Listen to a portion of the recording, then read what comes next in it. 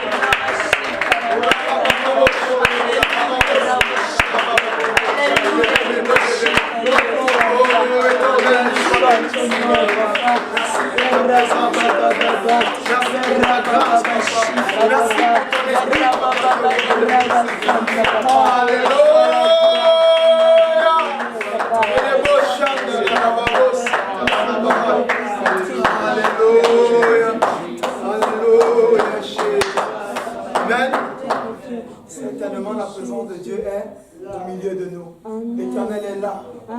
L'Éternel est là. C'est tout bizarre, mais quand on entrait ici, on était juste tous ensemble. C'est comme si Dieu n'était pas là, mais un coup on adore Dieu et puis on sent sa présence si forte. Dieu est au milieu de nous. Le Seigneur est au milieu de nous. Tu n'as pas besoin de sentir. Dieu, ce ne sont pas les émotions. Ce ne sont pas les émotions, c'est sa parole. Il marche par sa parole et non par nos émotions. Dieu est au milieu de nous. Même si tu es là, tu ne ressens pas la présence de Dieu. Dieu est là. Tu n'as pas besoin de ressentir. Tu n'as pas besoin de ressentir. Juste fais confiance à Dieu en sa parole. Ce qu'il dit est vrai. Et il ne ment pas. Quand Dieu déclare quelque chose, c'est vrai. Et il a dit certainement, je suis au milieu de vous. Certainement, je serai au milieu de vous. On peut s'asseoir tous ensemble.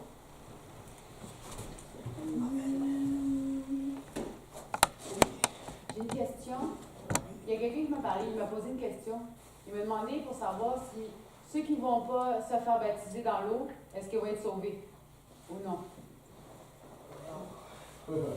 Ça veut dire que, exemple, quelqu'un qui serait esclave, prisonnier, enchaîné dans une cage, il ne peut pas y aller, tu comprends?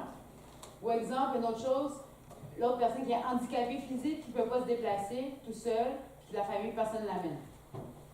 Puis il voudrait, mais ça ne marche pas, tu comprends? Des cas comme ça, là. Il se passe quoi avec eux? Moi, je crois une chose. Moi, je ne peux pas décider du salut de quelqu'un ou bien du salut de quelqu'un d'autre, d'une personne ou d'une autre. Mais je peux quand même dire ce que la parole de Dieu dit.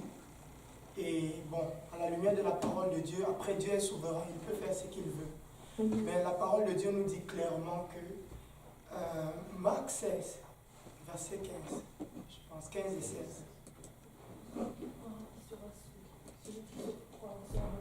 C'est mieux qu'on lise, si on peut lire.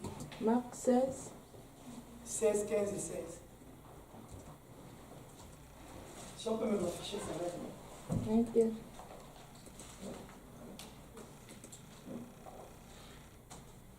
Amen. La Bible nous dit, puis il leur dit, allez par tout le monde, prêchez là.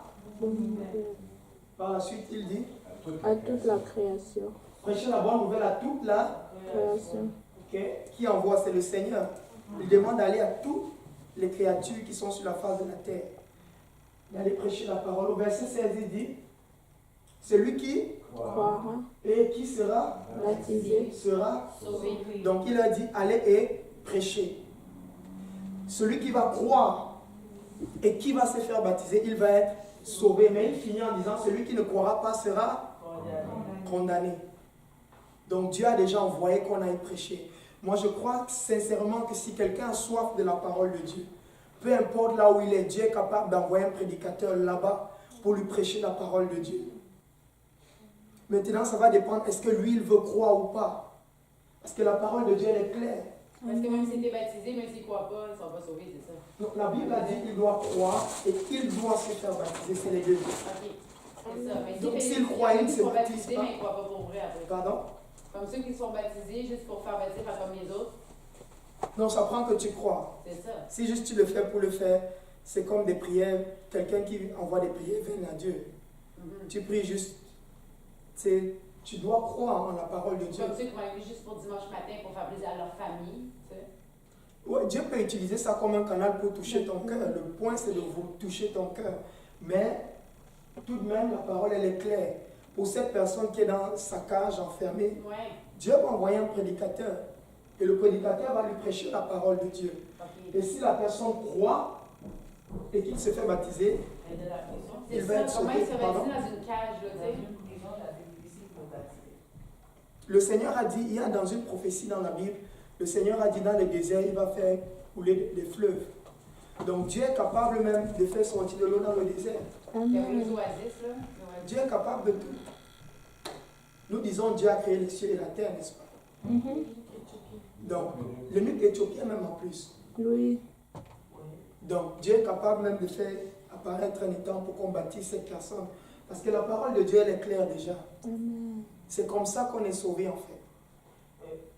Donc ceux qui sont condamnés en prison et puis quelque part prêchent l'évangile, pensez-vous qu'ils vont se faire baptiser? Moi je ne sais pas, je ne crois pas. Ben, peut-être qu'ils pourraient parce que dans la prison, moi il y a la douche, il y a le bain. Merci, c'est ce que j'allais dire. C'est ça. Mais moi je pense vraiment, mettons une esclave. Surtout avec nos qui est dans prisons une cage, d'aujourd'hui là. ne peut pas partir. Surtout avec nos prisons d'aujourd'hui où les prisonniers ont presque tout là. On peut prendre un ballon gonflable, on met de l'eau, on les baptise à l'intérieur. La question toujours c'est est-ce que tu veux? Regardez, la Bible a dit dans Ésaïe 28, je pense le verset 16.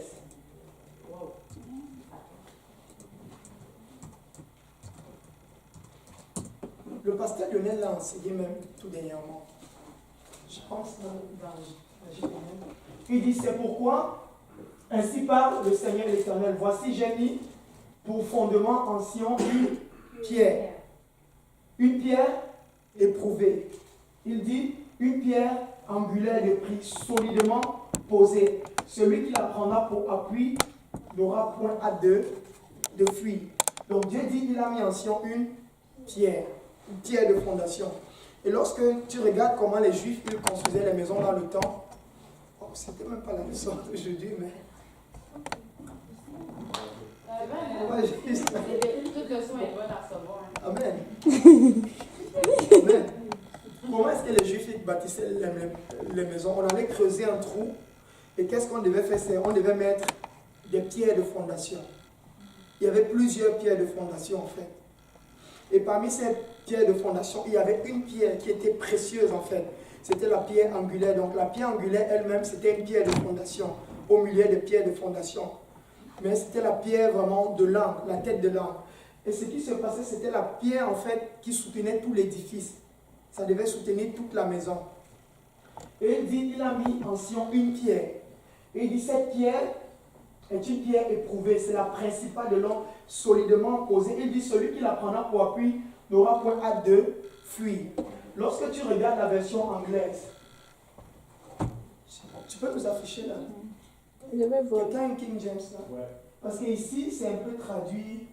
C'est comme on ne parvient pas à bien voir exactement ce que le verset dit en fait. Mais si tu regardes, Paul a repris ce verset et il a bien expliqué en fait. Therefore, thus saith the Lord God, Behold, I lay in Zion for a foundation a stone, a tried stone, a precious cornerstone, a sure foundation. He that believeth shall not make haste. He that believeth shall not make haste. Quand tu regardes, tu ne sens pas qu'il y a. Ouais, celui qui croit ne fera pas rapidement. Donc celui qui croira, en fait, le verset me dit celui qui croira ne sera point confus, comme Paul l'a dit dans Acte 10. Mais ici, c'est un peu voilé. Et la Bible nous dit que c'est Jésus qui est la pierre. C'est Jésus qui est la pierre angulaire. Pierre le dit. Donc la Bible te dit en fait que cette pierre, c'est Jésus. Celui qui croira dans cette pierre, Esaïe l'a bien dit, il ne sera point confus. Donc, tu dois croire au Seigneur Jésus si tu veux être sauvé. Et la Bible nous dit dans un autre passage, je ne me souviens pas très bien, que le Seigneur sera en même temps un rocher de scandale pour les Juifs, une pierre d'achoppement pour les Juifs. En fait, le pasteur Lionel a très bien enseigné. Il y a 3 pierres. Il y a les pierres de fondation, il y a la pierre angulaire et il y a la pierre d'achoppement. Et la Bible nous dit que Christ sera pour les uns une pierre d'achoppement et pour les autres un rocher de salut en fait. Donc le Seigneur va être soit l'un soit l'autre dans la vie de quiconque. Donc c'est en fait toi qui choisis. Est-ce que tu crois ou est-ce que tu ne crois pas? Je pense que ça doit être dans Ésaïe 8 qu'il le dit. Voilà.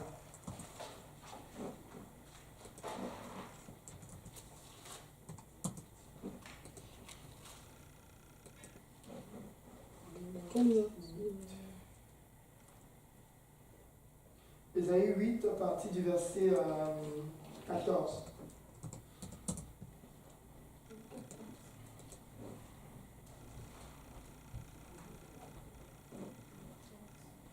filet et un piège aussi.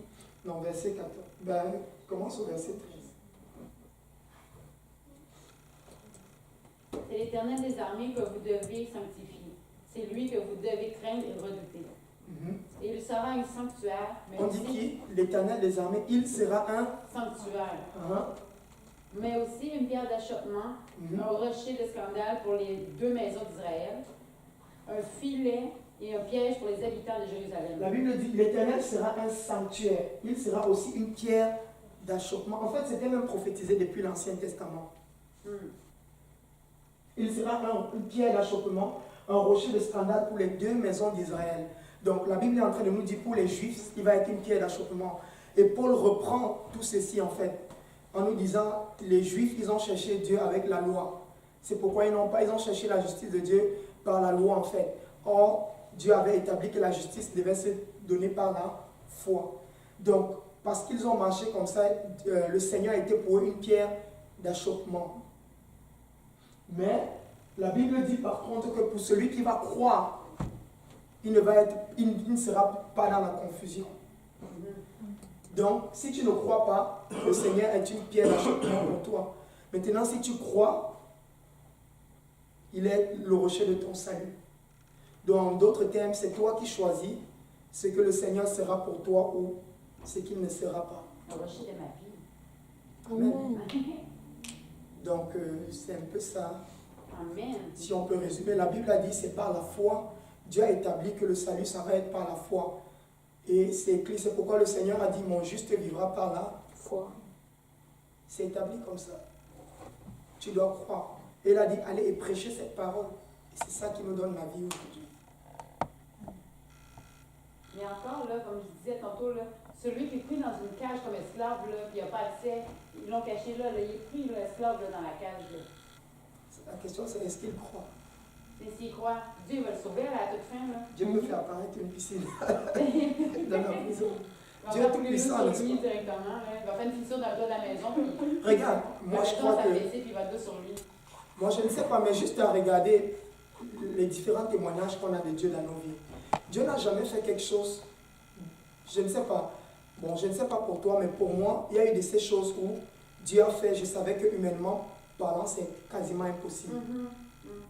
Ça ne pouvait être que de Dieu. Tu vois? Non, et moi, je crois qu'il est capable de le faire aussi, surtout pour le salut de cette âme. Et moi, je suis l'une des personnes qui croient que tant que tu es vivant, Dieu va tout faire pour te sauver, en fait. Amen. Il va tout faire. La personne qui croit qu'il est dans sa cage, elle va être sauvée. Ben, pour la personne qui est dans la cage, par exemple, je pense que c'était Pierre qui était dans la prison, Dieu a envoyé un ange pour ouvrir des portes pour le libérer. C'est ça. Donc, si la personne cherche le salut sincèrement, Dieu va envoyer un ange pour le libérer de sa cage pour qu'il puisse. Amen. Comme si je suis bien équipée pour répondre à la personne qui me posait la question. Hein, si j'ai trop qui pose la question. C'est vrai? Et la personne qui t'a posé la question, Ouais. est-ce qu'elle a été baptisée dans le nom de Jésus? Mais il ne se souvient pas, il était baptisé à 12 ans, mais il ne se souvient pas si c'est comme, tu sais, les affaires de Trinité, je sais pas Ouais, quoi. c'est ça. Parce que la plupart des personnes qui posent ces questions-là, c'est qu'ils cherchent toutes les excuses pour dire pourquoi c'est même pas ça. Exactement. Mais moi, ce que j'avais répondu de toute façon, j'ai dit, ben, seul Dieu peut juger, donc Dieu va dire si oui ou non il va être sauvé, là, c'est ça. Quand il me disait, oui, mais la personne qui ne peut pas, vraiment pas. Mais j'avais comme pas la réponse pour lui donner. Regarde, Quand il me posé la question, là, c'est ça l'affaire. c'est que c'est déjà écrit. C'est déjà écrit comme ça. Mais là, juste maintenant, avec Marc 16, là, tiens. Amen. C'est déjà écrit, c'est établi. C'est la parole de Dieu. On a dit ici que Dieu ne se dément pas de ce qu'il dit. Mais voilà. C'est déjà établi. Dieu a dit c'est comme ça. L'Apocalypse, ça dit que ce qui va changer, qu'est-ce qu'il dit aussi, c'est pas bon, là. C'est ça, puis c'est Donc après, si la personne dit, bon, c'est libre à la personne, Dieu peut tout faire. Ça se peut que peut-être Dieu va peut-être trouver une façon de le sauver. Moi, je ne sais pas. Mais tout ce que je sais concernant la parole de Dieu, c'est que Dieu a dit c'est comme ça. Alors s'il a dit et connaissant comment Dieu est, alors c'est comme ça. C'est ça. Tu vois, on ne va pas se bâtir un Dieu à notre façon, Mais non. mais on va prendre comme qu'est-ce que Dieu nous dit et on va essayer de marcher avec. Exactement. Donc Dieu a dit, il doit croire et se faire baptiser. S'il veut, il peut prier. Dieu est capable de le libérer de ses chaînes, de le libérer de sa maladie, de toucher la personne, le garde qui le surveille. C'est peut-être même Dieu est même capable d'utiliser le garde qui le surveille pour le baptiser. Amen. La Bible dit, c'est lui qui incline le cœur du roi, qu'il tient le cœur du roi dans sa main. Donc on ne va pas limiter Dieu en fait. On ne va pas limiter Dieu. Dieu est capable de tout. Mais la question c'est, est-ce qu'il croit? Est-ce que même la personne qui te pose cette question, est-ce que cette personne croit? Ça, c'est une question que je vais vraiment poser. C'est ça, parce que souvent on va trouver des exemples pour essayer de fuir. C'est vrai, comme, ah, mais ça, comme ça, ou ça, comme. La personne, dès qu'elle a des doutes, de toute façon, c'est parce qu'elle ne croit pas vraiment à 100%. Parce que quand tu crois en Dieu, tu n'as pas de doute, comme tu disais aussi. Tu n'as pas de doute d'être sauvé, tu n'as pas de doute qu'elle va sauver la personne, c'est ça. Ok, maintenant tu as. Moi, je ne sais pas si je dis pas. Oh, mais Jésus, lui-même, le jour qu'on avait crucifié, il avait parlé avec Jésus, qui avait dit souviens-toi, et puis moi. Et puis là, Jésus a dit aujourd'hui même, tu seras avec moi dans le paradis. Cette personne-là n'a pas eu le temps de se faire baptiser. Moi, je crois, d'après moi, il y a des choses, c'est Dieu qui va décider. Oui, maman, il y a de ces choses, Dieu va Si décider. on n'a plus aucune ressource, ça c'est moi, dans ma tête, c'est Dieu qui va décider. Mais s'il y a tous les moyens possibles pour se faire baptiser, là c'est une autre affaire. Maman, c'est sûr, Dieu va décider. Mais néanmoins, la parole de Dieu, elle est quand même claire. Tu sais, moi je suis l'une des personnes, je pense, je fais tout pour ne pas aller vers Dieu avec des doutes ou des... je vais être sûr que quand je marche selon la parole de Dieu. Et Dieu a déjà bien établi sa parole, elle est claire. Le Seigneur a été très clair. Et le brigand qui était sur la croix, est-ce que c'était avant la mort de Jésus ou après la mort de Jésus? C'était avant la mort de Jésus. On était dans l'Ancien Testament. Et dans l'Ancien Testament, Jésus pouvait dire, il a dit à la femme, va, ta foi t'a sauvé. Parce que c'était encore dans l'Ancien Testament. Il n'avait pas encore établi le Nouveau Testament. La Bible nous dit, un testament est valide quand la mort du testateur est confirmée. Jésus n'était pas encore mort. Il était encore sur le bois. C'est pourquoi il a même dit, tu seras avec moi au paradis. Il a dit où? Au paradis. Il n'a pas dit au ciel. Donc, c'était encore en bas. Donc, c'est juste pour dire ceci. Lors du Nouveau Testament, maintenant, il y a une nouvelle page du livre qui s'est ouverte en fait. Et Dieu a établi, voilà comment ça fonctionne. Et ici, dans Marc 16, c'était après que le Seigneur soit ressuscité et c'était la grande commission qu'il a donnée à ses disciples. Il a dit, allez et prêchez. Il leur a même dit, attendez d'être revêtus de la puissance d'en haut avant de commencer à prêcher. Mais il les a envoyés annoncer cette parole. Et c'est cette parole aujourd'hui qui nous donne la vie. Le brigand sur la croix ne connaissait pas cette parole. Il ne savait même pas que Jésus allait ressusciter ou... Il ne connaissait même pas l'évangile. Donc maintenant, Dieu a établi que le baptême, que le salut, c'est tu dois croire, tu dois te repentir, tu dois croire, tu dois te faire baptiser. Est-ce que quelqu'un a 1 Corinthiens 15?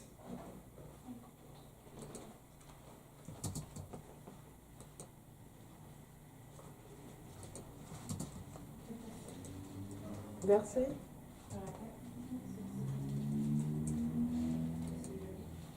Oui, c'est bien. Je vous rappelle, frère, l'évangile que je vous ai annoncé, que vous avez reçu, dans lequel vous avez persévéré et par lequel vous êtes sauvés. Amen. Non, on va s'arrêter. On va pas courir. On va s'arrêter. Je vous rappelle, frère, donc Paul est en train de dire, je vous rappelle. Donc je vous ai déjà dit et je viens rappeler cela à votre mémoire. L'évangile que je vous ai annoncé, donc l'évangile qu'il a prêché à Corinthe, il vient le rappeler que vous avez reçu, l'église de Corinthe avait reçu l'évangile. Il dit, dans lequel vous êtes, dans lequel vous avez persévéré. Donc non seulement ils avaient reçu, mais ils ont persévéré dans l'évangile. On peut continuer. Et par lequel vous êtes sauvés. Donc on est sauvé par L'évangile. Donc si tu n'as pas reçu l'évangile, si tu ne persévères pas dans l'évangile, tu ne seras pas sauvé. Donc non seulement on doit te prêcher l'évangile, mais tu dois recevoir l'évangile et tu dois persévérer dans l'évangile. C'est ce que la parole de Dieu nous dit. Si tu ne persévères pas dans l'évangile, tu ne seras pas sauvé. Et le pasteur Serge l'a bien prêché hier, il n'est que question de l'évangile. C'est pourquoi chaque dimanche, quand on vient à l'église, c'est ce qu'on nous prêche. Amen. Parce que ce n'est que ça, il n'y a pas d'autre message. Il n'y a pas d'autre message. L'évangile, c'est le seul message. Il n'y en a pas d'autre. Il n'y en a vraiment pas d'autre. Et il dit, vous serez sauvés si vous le retenez tel que je vous l'ai Annoncé autrement vous aurez cru. en vain. Donc, Paul est en train de te dire, on peut t'avoir annoncé l'évangile, mais si ce n'est pas comme il a annoncé, tu es en train de croire, mais tu crois en vain. Donc, c'est possible que tu crois, tu sois sincère dans ce que tu fais, mais tu es en train de croire en vain. Amen. Avant que je ne vienne à Dieu, dans l'église où je suis, j'ai prié Marie, j'ai prié devant une statuette. J'étais sincère devant. Mais ce n'était pas la vérité. J'ai cherché Dieu et il m'a conduit là. Donc il dit, tu dois retenir l'évangile tel qu'il a été annoncé. Tu dois continuer à persévérer dans cet évangile tel qu'il t'a été annoncé. Et souvent, ce qu'on va faire, c'est que tu vas recevoir l'évangile, tu vas commencer à marcher suivant l'évangile. Après, pendant que tu es en train de marcher, certaines choses vont venir sur ta route pour essayer de te dérouter de cet évangile que tu as reçu. Mais la Bible te dit que tu dois persévérer parce que si tu changes, tu vas prendre une mauvaise route. Et tu seras en train de croire, mais croire en vain. On peut continuer. Je vous ai enseigné avant tout. Donc, il dit, avant toute chose, je vous ai annoncé, comme moi-même je l'ai aussi reçu. Christ est mort pour nos péchés selon les Écritures. On peut continuer. Il a été et qu'il est ressuscité selon les Écritures. Il te dit, voilà ce qu'il a reçu et c'est ça qu'il a annoncé. Et c'est ça qu'il faut retenir. Et c'est dans ça qu'il faut persévérer. Amen.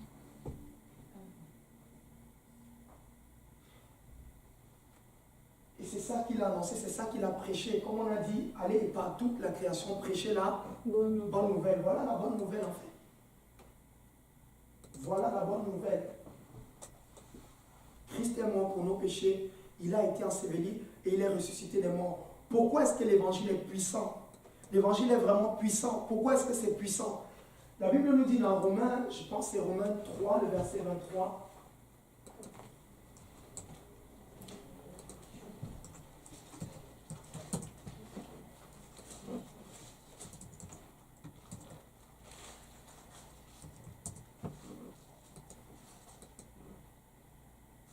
Car tous ont péché et sont. Donc la Bible dit, parce que nous sommes pécheurs, d'office nous sommes privés de la gloire de Dieu. Donc en d'autres termes, on ne peut pas rentrer dans la présence de Dieu parce que nous sommes pécheurs. Donc si on mourait dans l'état dans lequel nous étions, c'est sûr, on n'allait pas vers Dieu. Je ne sais pas si quelqu'un voit ce que je suis en train de voir. Donc, en d'autres termes, celui qui dit en fait qu'il ne croit pas en Jésus, il a un problème. Un gros problème. Très très gros. Parce qu'il est privé déjà du Fils de la gloire de Dieu. Donc quand il meurt, il ne va pas dans la présence de Dieu. Ce n'est pas moi, mais c'est la parole de Dieu. Donc tous ont péché. Il dit tous sans exception. Mahomet, Bouddha, Confucius, ils ont péché. Amen. Ils sont privés de la gloire de Dieu. Amen. Donc c'est-à-dire s'ils sont morts sans Christ, ils ne sont pas allés au ciel. C'est ce que les Écritures disent. Ou bien, tous ont péché et sont privés de la gloire de Dieu. Donc nous, avant qu'on ne connaisse Christ, nous étions éloignés de Dieu. On n'avait même pas l'espoir de pouvoir entrer dans le ciel de Dieu. Et regardez encore ce que Romains 6, je pense que c'est le verset 25, dit, 23.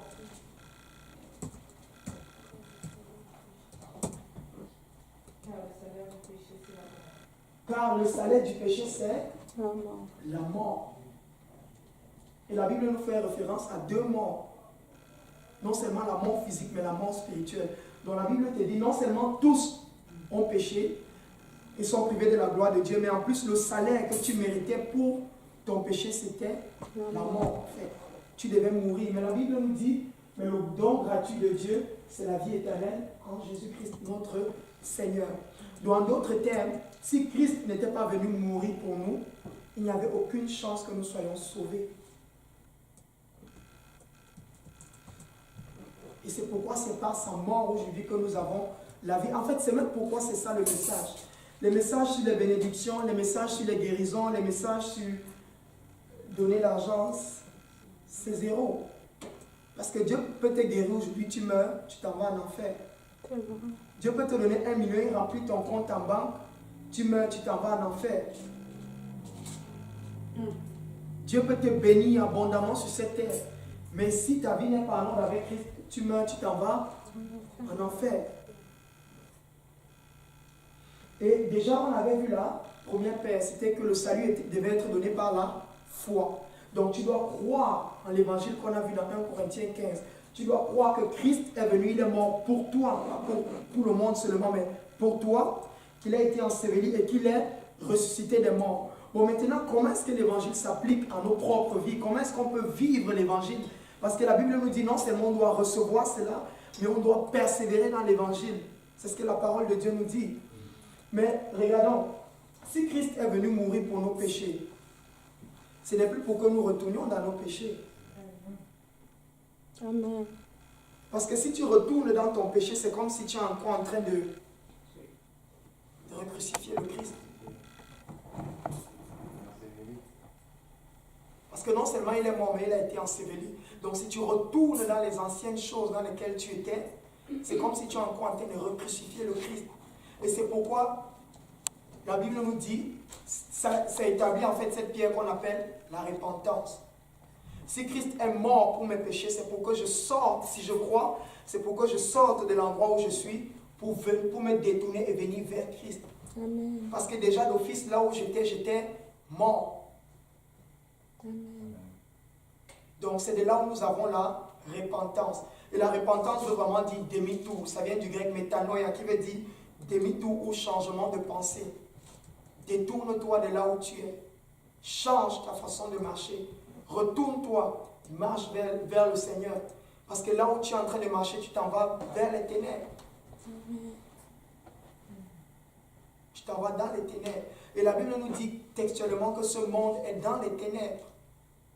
Ce monde est dans les ténèbres. C'est pourquoi nous devons sortir d'ici. Nous devons sortir de ce monde. Amen. Et la Bible nous le reprend aussi pour confirmer cela dans le livre de Romains, le verset 6. Au chapitre 6, le verset 1. Je dirais de me retenir dans le péché afin que la grâce abonde. Loin de là, nous qui sommes morts au péché, comment vivrions-nous encore dans le péché? Point. Il dit, nous qui sommes morts au péché, comment est-ce qu'on va encore vivre dans le péché?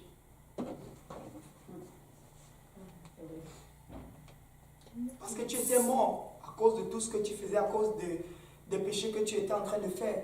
Donc Dieu est en train de te dire, tout ce que tu faisais, ça amenait la mort dans ta vie. Dieu est venu, il t'a donné la vie maintenant. Ce n'est plus pour que tu restes dans ces péchés, mais c'est pour que tu sortes de tes péchés pour venir à Christ. Tu te détournes des ténèbres pour venir à la lumière.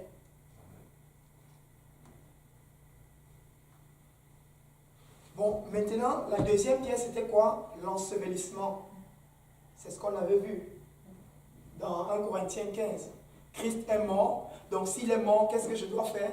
Je dois me détourner de mes péchés, je dois me détourner de ma façon de vivre afin de suivre Christ. Bon, maintenant, il faut que je sois enseveli comme Christ a été enseveli. Mais maintenant, c'est quoi l'ensevelissement? Tu peux continuer dans Romains 6, s'il te plaît. Ignorez-vous que nous tous qui avons été baptisés en Jésus-Christ, c'est en sa mort que nous avons été baptisés. Point. La Bible dit, ignorez-vous que nous tous qui avons été baptisés en Jésus-Christ, c'est en sa mort que nous avons été baptisés. Tu peux continuer? Nous avons donc été ensevelis avec lui par le baptême de sa mort, afin que, comme Christ est ressuscité des morts par la gloire de son Père, par la gloire du Père, de même nous aussi nous marchions en nouveauté de vie. Amen. La Bible dit quoi? Nous avons donc été ensevelis avec lui par le baptême en sa mort. Donc, en d'autres termes, lorsque tu te fais baptiser, tu es enseveli avec Christ. Pardon, c'est la même chose parce que je... Romains 6, le verset 4. Là, on est au verset 4. Donc, en d'autres termes, comme Christ est mort, je me répands. Christ a été enseveli, je me fais baptiser. Et la Bible nous dit, regardez, afin que comme Christ est ressuscité des morts par la gloire du... Mais qu'est-ce qui a ressuscité Jésus? C'était l'Esprit de Dieu qui était à l'intérieur de lui. C'est ça la gloire du Père. Nous-mêmes, nous marchons en nouveauté de vie. En fait, dans ce passage, l'évangile est listé en fait. Comment obéir à l'évangile, comment vivre l'évangile en d'autres termes. Donc, Christ est mort, je me répands. Christ a été enseveli, je me fais baptiser. Christ est ressuscité des morts, je reçois le Saint-Esprit. Et c'est ça l'évangile.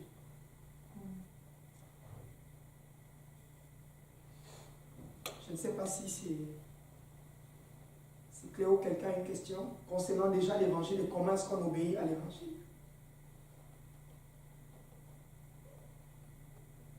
Moi, en tout cas, j'ai tout pris en note puis je vais pouvoir bien répondre à la question. Amen. Donc, Christ est mort, il a été enseveli, il est ressuscité. Bon, moi, qu'est-ce que je dois faire? Je dois me repentir, me faire baptiser et recevoir le Saint-Esprit. C'est les trois choses que tu as besoin de faire. Et maintenant, la Bible dit par la suite que non seulement j'ai reçu, mais je dois persévérer dans l'évangile. Pourquoi? Parce que dans ta marche de tous les jours, il y aura des choses qui vont venir pour te tenter afin que tu retournes dans ces anciennes choses. C'est pourquoi chaque jour, comme le pasteur Serge l'a prêché hier, nous devons vivre une vie de repentance. Chaque matin, quand tu te lèves, tu dois régner ta propre chair, tu dois te régner toi-même. J'ai dit non à ces anciennes choses, je redis encore non aujourd'hui. Parce que ça va venir te solliciter. Ça va venir te solliciter. Tes anciens amis, ils vont venir te solliciter. Les anciennes choses que tu as eu à laisser dans le monde, ça va venir te solliciter. C'est pourquoi tu dois fermer la porte totalement à ton passé. Tu dois couper les ponts avec ces choses. Tu sors totalement. Tu quittes de ces choses. La Bible dit, sortez du milieu de ne toucher à rien d'impur. Vraiment à rien. Et tu dois vivre ta vie de repentance chaque jour afin de te rapprocher un petit peu plus avec le Seigneur.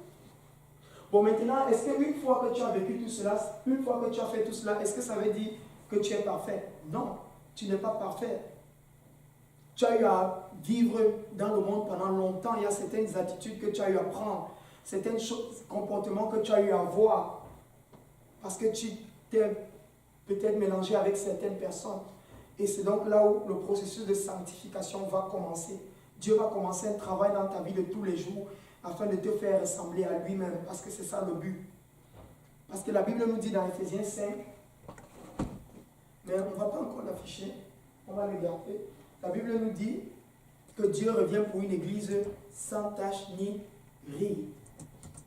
Donc il revient prendre des chrétiens propres. Et laisse-moi te dire que c'est ça l'œuvre du Saint-Esprit. Il va te faire passer par des chemins afin d'enlever toutes ces mauvaises choses qu'on a eues ingurgitées quand on était dans le monde. C'est pour ça qu'il faut toujours venir à l'église. Toujours. À l'église, parce que quand En tout on cas, ça c'est se ma réveille, devise. Hein? Ça c'est ma devise. Je suis Non, mais toujours à c'est vrai, l'église. mais moi je parle de témoignage, là, c'est témoignage. Là. Parce que quand tu manques des semaines, là, tu manques des choses comme ça, là, c'est là que tu as plus l'attaque du diable et que c'est difficile. Regardez. Ça peut être dangereux, c'est ça. La Bible nous dit... Grâce à toi. Pardon? C'est ça, je viens de comprendre maintenant grâce à toi. Grâce à Jésus. Grâce à Jésus, au travers de toi, oui. Amen. La Bible nous dit, la foi vient de ce que l'on entend. Ce que l'on entend vient de la Parole de Dieu. De la parole de Dieu. La Bible nous dit, le juste vivra par la Foi. Donc, en d'autres termes, tu vas vivre en écoutant la parole de Dieu. Amen. Si tu restes longtemps sans venir à l'église, c'est sûr, tu vas retourner dans ces anciennes choses. En tout cas, c'est pourquoi je suis tout le temps à l'église. Quand je commence un peu à manquer, je peux sentir ça spirituellement sur moi. C'est pourquoi, en fait, parfois on sait même ce qu'on doit faire, mais on ne fait pas ce qu'on doit faire. Pourquoi? Parce que parfois, tu n'es juste pas là pour écouter. Parce que la Bible te dit que tu vas vivre parce que tu entends de la parole de Dieu. Quand tu viens ici, on martèle contre ta chair. Ça fait mal, ta chair ne veut pas écouter. Mais c'est bien pour ton âme. Parce que demain, quand tu vas vouloir encore refaire, tu vas sentir comme un blocage. C'est la prédication d'hier du pasteur. Peut-être ça va tenir pour 1 minute. Tu vas encore retomber. Tu vas revenir, il va encore cogner dessus. Quand il va cogner, après 2 ans de cogner, quand tu vas vouloir tomber, tu vas dire non, je me détourne un peu. Tu vas aller. Et petit à petit, pardon. Tu as un témoignage. Amen. Vas-y, c'est pour la gloire de Dieu. C'est pour la gloire de Dieu. Amen. C'est juste ça, c'est que. Moi, je veux dire que par exemple, si tu viens au Seigneur et que tu t'apprends vraiment, tu rétrogrades et pour revenir, ça va être difficile. Tu es double, c'est-à-dire encore quelque chose de difficile. Par exemple, avant, si tu menais, par exemple, dans le monde, si tu menais pas une bonne vie, et là, tu es venu à Dieu et tu t'es repenti, et là, maintenant, tu t'arrêtes, tu recommences au double, pire encore, tu deviens encore plus pire. Et quand tu reviens, c'est difficile. Et ce que Dieu veut te donner maintenant, Dieu le repousse. Il le repousse à un moment. Parce que, je donne un témoin, parce que quand j'étais au pays, je devais venir ici au Canada, et maintenant, je ne menais pas une bonne vie, et le ciel me parlait, je n'écoute pas. Et je venais à l'église, je parlais, et quand j'ai repris la vie de fornication, c'est devenu plus pire que ça, c'est devenu très difficile. Et quand je revenais au Seigneur, c'était difficile pour moi de revenir, c'était trop dur, c'était vraiment pas facile. Et ça a joué sur moi, les choses étaient bloquées. Dieu a utilisé un enfant de 15 ans pour me dire, ne retourne pas dedans parce que Dieu bénit les gens qui se sanctifient. Et Dieu bénit vraiment les gens qui se sanctifient. Et quand je suis venue ici au Canada, je n'ai pas fait 1 an pour que l'immigration me donne l'autorisation d'avoir la maison permanente parce qu'il y avait eu un problème d'immigration où l'immigration avait envoyé des papiers pour me renvoyer du pays. Et je suis sûre que c'est parce que je suis restée tout le temps dans la maison de Dieu et je me suis sanctifiée et que Dieu a ouvert les portes. Je suis sûre parce que si je prenais l'œuvre de Dieu avec négligence et que je ne venais pas ici et que je ne me sanctifiais pas, je n'allais pas avoir mes papiers jusqu'à ce jour. Je n'ai pas fait 1 an. En 9 mois. L'immigration a envoyé une lettre que les pasteurs ont vue, que je devais quitter le pays. Je vais quitter le Canada définitivement. Je suis partie à l'immigration pour ça. Mais je dis non, madame, c'était juste pour te dire, va faire ta résidence permanente. Wow. La sainteté paye beaucoup. La sainteté. Amen.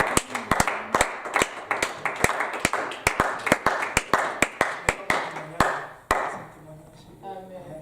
Et ce que Dieu a fait dans sa vie. Amen. Donc c'est exactement ce que le Seigneur fait. Il fait de telles choses dans notre vie. Il fait de telles choses dans notre vie. Est-ce qu'on en était encore? Il faut toujours être dans la maison de Dieu. Sinon, Il faut toujours rester dans la maison de Dieu. Toujours. Même si tu es tombé hier, lève-toi, tu viens te coucher, tu pleures, tu restes dans la maison de Dieu. Amen. Reste. En fait, lorsque tu es même faible, c'est là où il faut venir dans la maison de Dieu. Ne fuis pas. Amen. En fait, quand tu n'as pas envie, c'est même là où il faut être. Parce que ton ennemi te guette quelque part. Il te guette quelque part. Reste dans la maison de Dieu. Entends la parole. Un jour, cette parole va te toucher et ça va te fortifier.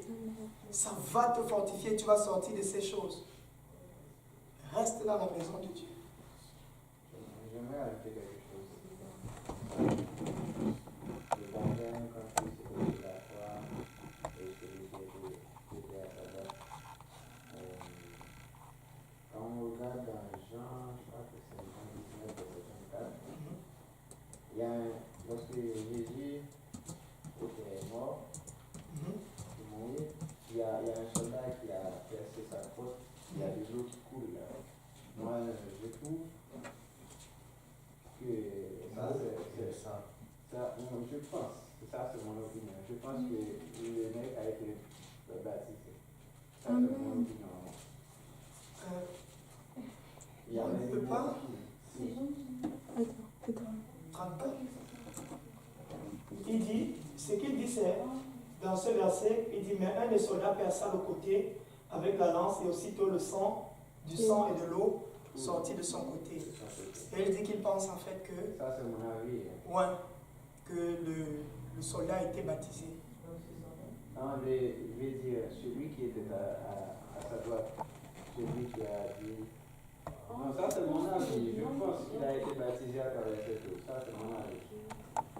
Oui, mais on ne peut pas vraiment, on ne peut pas le certifier.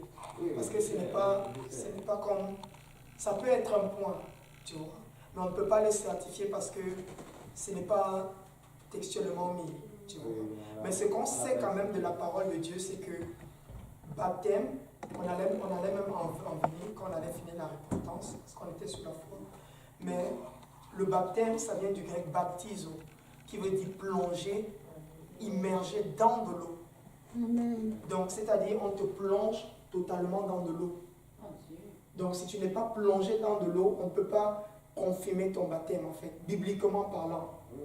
On peut spéculer dessus, mais bibliquement parlant, on ne peut pas valider l'argument. Ben non, parce que c'est écrit dans la Bible, c'est ça. Mais pourquoi les catholiques ils mettent de l'eau dans le front? Si c'est écrit dans la Bible qu'il faut immerger. C'est bizarre. Non, mais ils font plein d'affaires bizarres. C'est pourquoi, justement, C'est pas normal, ça. En tout cas, c'est comme une religion qui devait être bannie, ça, parce que tout le monde le sait que c'est pas vrai qu'est-ce qu'ils font là, qu'est-ce qu'ils disent là-bas. c'est pourquoi il faut prêcher la vérité. C'est pourquoi, justement, Dieu permet qu'il y ait des études bibliques comme ça, pour qu'on apprenne, et que demain, lorsque tu rencontres quelqu'un, tu lui dis en fait, regarde dans tel passage dans la Bible, dans ta Bible, voilà ce qui est écrit. Et quand la personne va voir, qu'est-ce qui va se passer? Dieu va toucher son cœur. La Bible dit que Dieu nous a envoyé ouvrir les yeux aux aveugles. Avec la parole. C'est ça, donc c'est pourquoi justement on fait des études bibliques. Et il faut être dans la maison de Dieu pour apprendre, devenir fort, ensuite commencer à partager avec les autres afin qu'ils voient aussi et qu'ils partagent avec d'autres afin que tout le monde voit la parole de Dieu. Ok, j'ai une autre question. Ouais. Pourquoi il n'y a pas des annonces? Des annonces des pentecôtistes, des annonces de l'Église, des annonces. On fait des annonces, il y a des pamphlets d'évangélisation. Il y en a beaucoup même. Oui, mais il y en a qui prennent et qui jettent. Mais tu sais, une annonce comme à la télévision, tu sais, une annonce comme à l'oreille dans la radio, tu sais, c'est des annonces que le monde n'a pas le choix d'écouter. Admettons, on va changer de poste, oui, mais tu sais, s'ils sont loués dans la maison, quelque chose, on va l'entendre. On veut bien, mais peut-être que ce n'est pas encore le temps de Dieu. Peut-être Peut-être que quand le temps de Dieu va venir, Dieu va permettre que cette porte ouvre. Mais parce pour que le moi, moment, j'avais l'art en bas là, qui a fait que mes filles ont été à l'église, puis ensuite, moi, j'étais à l'église. ouais, Parce mais que pour le sinon, moment, peut-être, je serais jamais venue. pour le moment, utilisons les moyens que Dieu nous a donnés. Il nous a donné des pamphlets, on a beaucoup, et on peut commencer à les partager aux gens dans la rue. Partager même, on a beaucoup de Bibles. Tu peux t'asseoir même avec tes voisins, les partager. Okay. Pas forcément obligé d'être à la radio. Dieu n'a pas encore ouvert cette porte. Mais ce qui est sûr, c'est qu'à nous tous, il nous a donné une Bible. Et on peut s'asseoir avec quelqu'un et partager ce qu'on a reçu avec cette personne afin qu'elle reçoive. Mais j'aimerais ça en avoir des pamphlets comme ça, comme tu dis, là, des papiers. Là, comme Il y a des cartes d'invitation, si tu veux, après l'étude, OK, on pourra t'en donner. c'est ça. OK. Une Bible au moins pour ma grand-mère et ma tante, là. C'est ça. Ouais, peut-être après l'étude. OK. Donc, c'est ça. Mais tu as quand même ta Bible, non? Avec toi. Bien.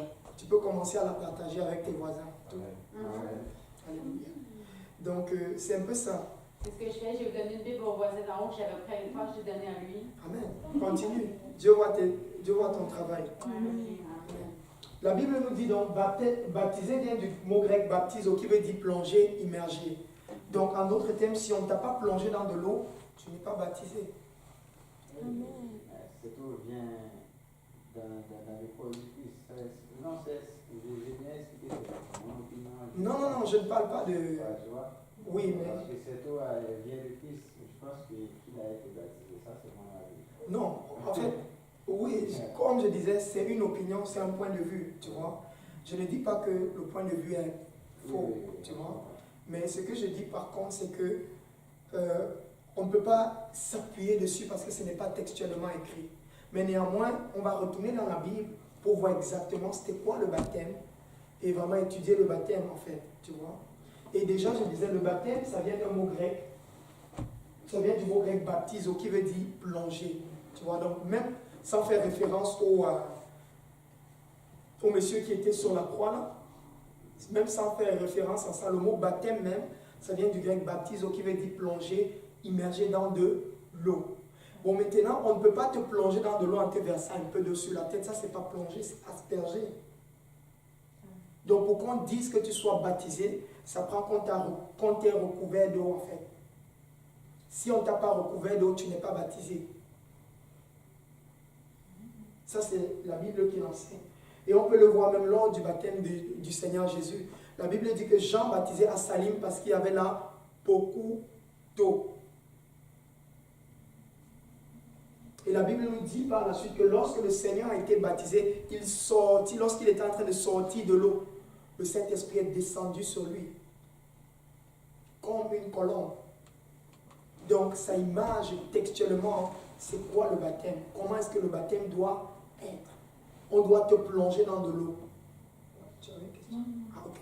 Donc, si on ne t'a pas plongé de l'eau, déjà de prime abord, tu n'es pas baptisé. Bon, maintenant, de nos jours, il y a beaucoup de formes de soi-disant baptême.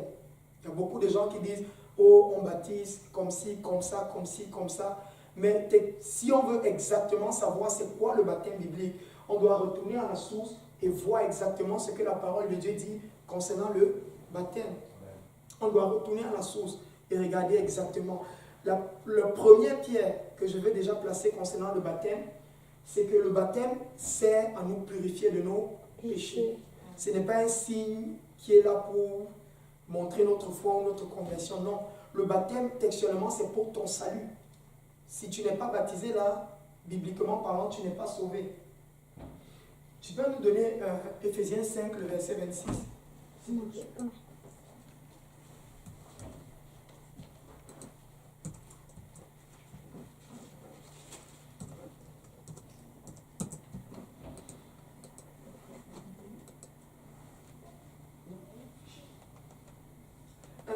Commençons à 25.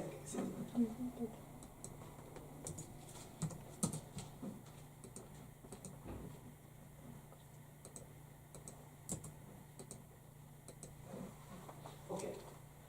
Marie, aimez vos femmes comme Christ a aimé l'Église et s'est livré lui-même pour elle. Bon, c'est verset 26, c'est juste pour introduire le concept. Il s'est livré pour elle afin de la sanctifier par la parole. Après l'avoir purifié par la baptême d'eau. Donc, qu'est-ce que les Écritures sont en train de dire?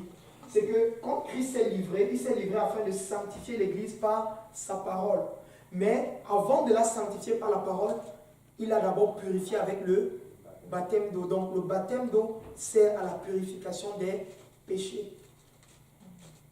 C'est ce que la Bible est en train de nous dire.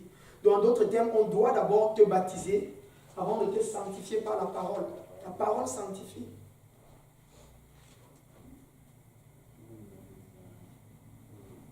C'est ce que les Écritures disent. Donc, on doit d'abord te baptiser avant de t'enseigner la parole de Dieu afin de te sanctifier. Et la Bible nous dit textuellement que le baptême, c'est pour te purifier de tes péchés. Ce n'est pas un signe qui montre ta conversion intérieure ou des choses de même. C'est vraiment pour te purifier. Et nous savons que ce qui souille l'homme, c'est le péché. Donc le baptême est là pour enlever tes péchés. C'est ce que les Écritures nous disent. Ok, parfait. Et je pense dans le livre de 1 Pierre aussi. Je vais aussi prendre ce verset parce que beaucoup de gens citent souvent ce verset.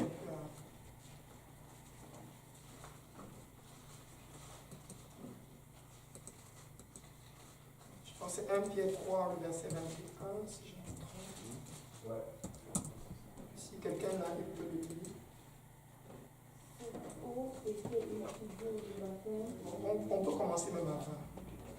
Qui autrefois avait été introduit lorsque la patience de Dieu se prolongeait au jour de Noé. Au jour de Noé. Pendant la construction de l'arche, dans laquelle un petit nombre de personnes, c'est-à-dire 8, furent sauvées à travers l'eau.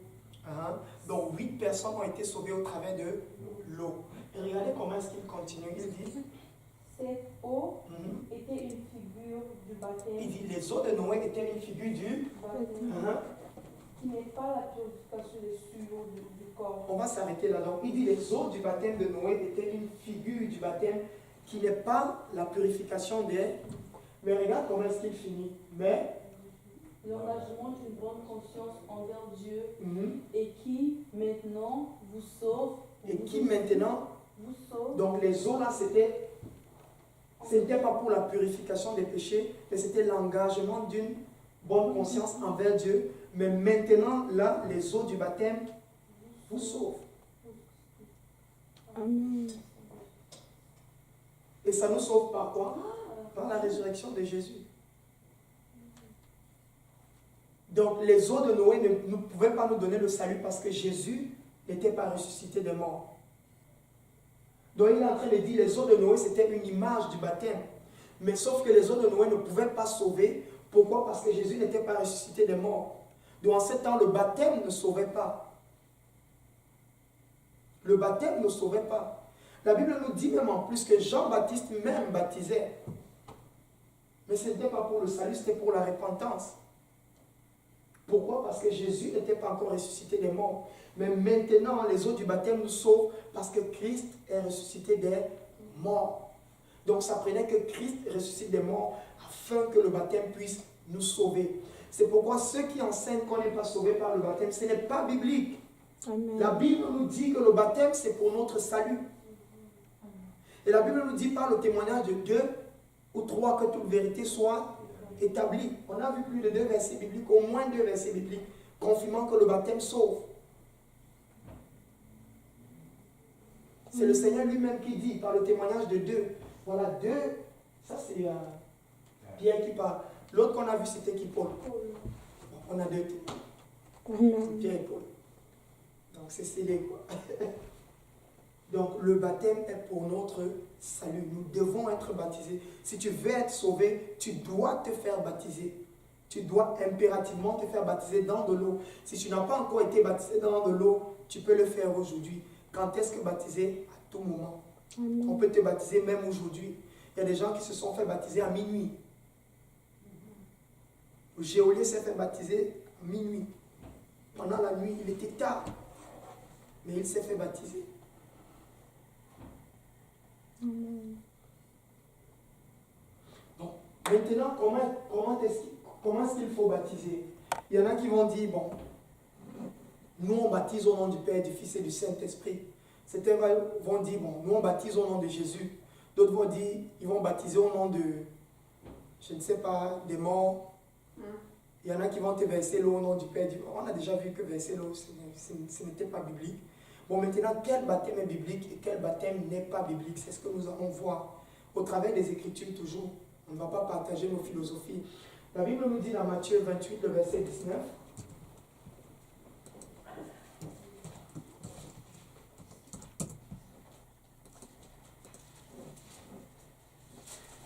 J'avais préparé ma leçon bien, mais...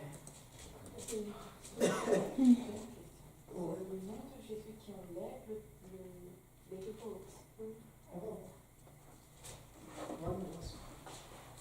Allez, faites de toutes les nations de disciples, les baptisons au nom du Père, du Fils et du Saint-Esprit. Amen. Et enseignez-leur à observer tout ce que je vous ai prescrit. Amen. Voici, je suis avec vous tous les jours jusqu'à la fin du temps. Amen. Il dit, allez et faites de toutes les nations des disciples, les baptisant au nom du Père, du Fils et du Saint-Esprit. Après, il dit, enseignez-leur. On retourne au même format, on te baptise, après on te sanctifie par la parole. C'est comme ça fonctionne. On ne va pas commencer à t'enseigner la parole de Dieu si tu n'es même pas encore... Tu vois, c'est comme si on faisait à l'envers. Oui. Mais il y en a d'autres là qui te racontent qu'il veut avoir l'enseignement avant le baptême. On va lui donner. Ok. Tu vois, mais si on veut suivre la recommandation du Seigneur, c'est comme c'est l'inverse de ce qu'il veut faire. Mais, vu qu'on veut gagner la personne, on va enseigner la personne. Tu vois, s'il dit qu'il veut recevoir, on va lui donner l'étude biblique. Mais c'est comme ça fonctionne.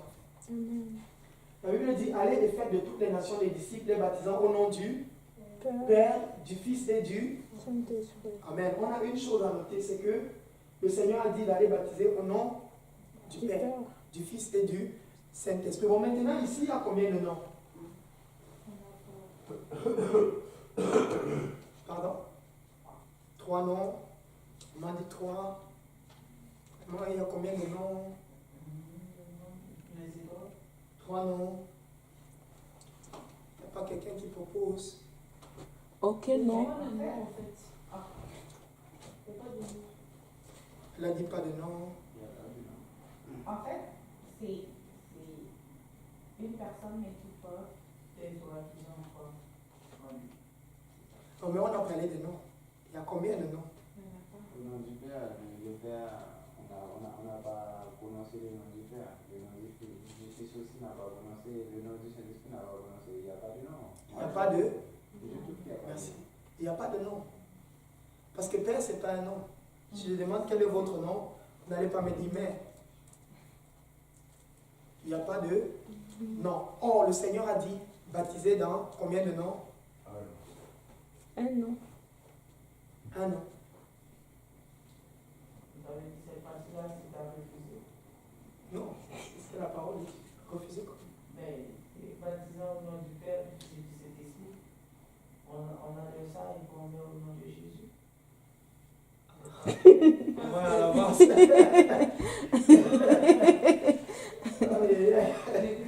Amen, amen. C'est pas assez ça, cette partie-là, puisqu'il n'y a pas de nom. Exactement. Effectivement, il n'y a pas de nom. Il n'y a pas de nom. Et le Seigneur, il n'y a aucun nom là, parce que Père n'est pas un nom, Fils n'est pas un nom, Saint-Esprit n'est pas un nom. Mais par contre, le Seigneur nous a demandé de baptiser dans un nom, parce que le nom est au singulier. C'est ça. Et au singulier. Amen. Donc le Seigneur leur disait, allez et baptisez dans le nom de celui qui porte ces trois titres. Parce qu'il y a 0 nom là-dedans. Si Père n'est pas un nom, Fils n'est pas un nom, Saint-Esprit n'est pas un nom, et que nom est au singulier et O est au singulier, alors le nom dans lequel on doit baptiser, c'est le nom de celui qui porte les trois titres, Père, Fils et Saint-Esprit. Parce qu'on sait qu'on doit baptiser dans un nom, mais là il n'y a pas de nom. Il y a des gens qui disent pourquoi Jésus les a dit ça et les apôtres ils ont baptisé au nom de Jésus. En fait, ils n'ont pas compris qu'il n'y avait pas de nom. Mais le Seigneur est libre de faire comme il veut. Regardons un peu dans Luc 24, le verset 44. Dieu fait comme il veut, il fonctionne comme il veut. On ne va pas le mettre dans une boîte, mais on peut essayer de comprendre. Dans Luc 24, le verset 44, même le 45. La Bible dit, bon, retourne un peu à 44 ici. Puis il leur dit, c'est Jésus qui leur dit, c'est là ce que je vous disais lorsque j'étais encore avec vous, qu'il fallait que s'accomplisse tout ce qui était écrit de moi, dans la loi de Moïse, dans les prophètes et dans les psaumes. Verset 45. Alors, il leur Ouvre l'esprit. Ouvrir l'esprit afin. qu'ils comprennent ces écritures. Donc le Seigneur était libre de leur parler en parabole parce qu'il savait qu'ils devaient comprendre ce qu'il disait. Amen. La Bible dit, il leur a ouvert l'esprit afin qu'ils comprennent les Écritures. Donc s'il y a quelqu'un dont la Bible atteste qu'ils avaient la compréhension des Écritures, ce sont les apôtres.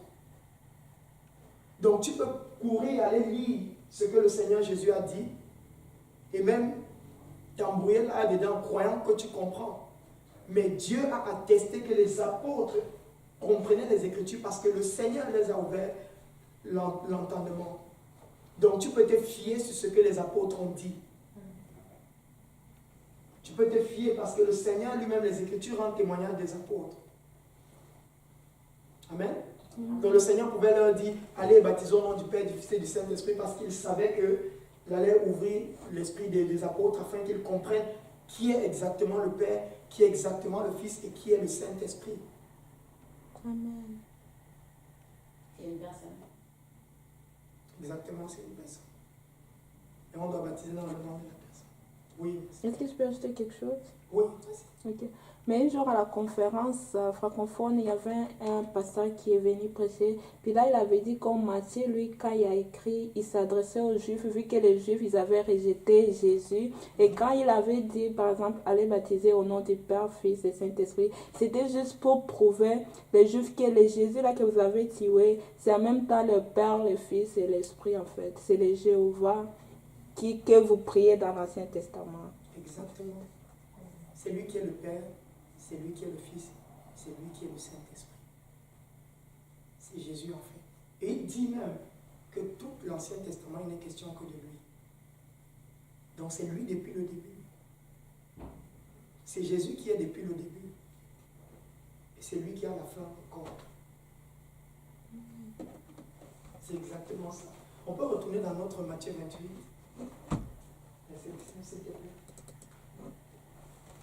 Faites de toutes les nations les disciples les baptisant dans le nom du Père, du Fils et du Saint-Esprit. Mais maintenant, il faut trouver c'est quoi le nom. On sait déjà si c'est un nom qui porte, c'est une personne qui porte ces 3 titres. Si on trouve le nom de celui qui porte un des titres, on a le nom de celui qui porte les 3 titres. Et on sait déjà qu'on a le nom du Fils. C'est Jésus. Donc le Père c'est Jésus, le Saint-Esprit c'est Jésus.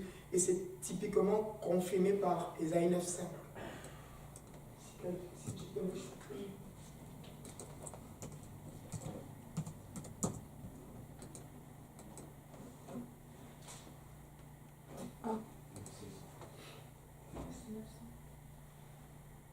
Car un enfant nous est, un fils nous est, et la domination reposera sur son. On l'appellera Amiral. Qui est Amiral? Ensuite, qui est conseiller? Le Saint-Esprit. Mais c'est Jésus aussi. On a dit c'est l'enfant qui est le conseiller. Amen. Qui est ensuite Dieu puissant. Qui est le Dieu puissant? Jésus.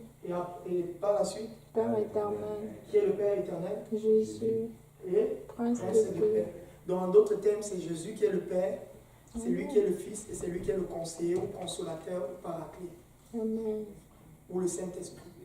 En fait, il n'est que question de Jésus en fait, dans toute la parole de Dieu. Et c'est lui qui est le prince de... Mais les gens vont dire, mais comment un Dieu qui a en même temps son propre Père, qui a en même temps le Père et qui a en même temps le Fils? Quelqu'un m'a déjà posé. Je sais, c'est parce que moi aussi on m'a posé. Mais regarde ce que la parole de Dieu dit. On dit, il est le lion de la tribu de Juda. Il est l'agneau. Il est le sacrificateur. Il est le berger. Il est la porte de la bergerie. Le roi aussi. Bon, ça c'est juste concernant, on peut citer d'autres attributs. Mais comment il peut être en même temps la porte, il peut être l'agneau, il est le sacrificateur, il est le lion, et c'est lui le berger encore. Et lui-même il est encore la brebis, l'agneau. Et c'est lui la paix. C'est lui encore la paix. Amen. Si ce n'est pas notre Dieu, Il fait il fait ce qu'il veut. Amen. Il peut choisir même de devenir caillou, c'est lui qui veut. On ne va pas limiter Dieu. Donc cet argument, ça ne tient pas debout. Dieu fait ce qu'il veut. Il fait ce qu'il veut. Il est en même temps lion, agneau, berger, brebis, porte de la bergerie. Je crois qu'il a des cailloux dans cet testament, je me souviens pas. Oui, la Bible on Cailloux. a vu que c'est lui. Les pierres. Oui. On l'a vu. Il est tout en tout en fait. La Bible dit Dieu a voulu que tout se retrouve en Christ. C'est ce que la parole de Dieu nous dit. C'est comme ça Dieu a choisi de faire. Alors on prend comme il a choisi de faire et on fait avec. Et la Bible nous dit c'est Jésus qui est le conseiller. C'est Jésus qui est le paraclet. Et un autre verset biblique nous confirme ça qu'on a lu tantôt. Matthieu 28, le verset, je pense 20.